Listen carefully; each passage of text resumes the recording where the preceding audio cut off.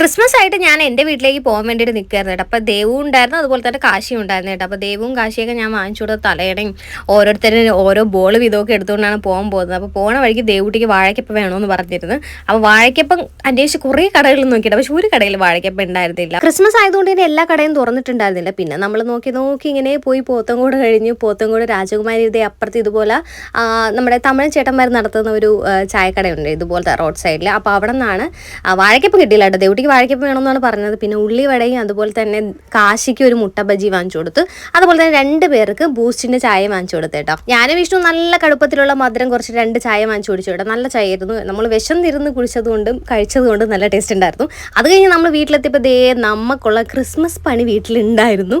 അപ്പോൾ അതൊക്കെ ചെയ്യുന്ന വീഡിയോസ് കാര്യങ്ങളൊക്കെ ഞാൻ എന്തായാലും ഒരു ലോങ് വീഡിയോ ആയിട്ട് തന്നെ എടുത്തിട്ടുണ്ട്. അപ്പോൾ ഇതാരാണ് കൊണ്ടുവന്നത് എന്നൊക്കെ ഞാൻ എടുത്തിട്ടുണ്ട് കേട്ടോ. അപ്പോൾ അതൊക്കെ നമുക്ക് നെക്സ്റ്റ് വ്ളോഗിൽ കാണാം. ഞാൻ എന്തായാലും ഇന്നൊരു ലോങ് വീഡിയോ ഇടുന്നുണ്ട് കേട്ടോ. അപ്പോൾ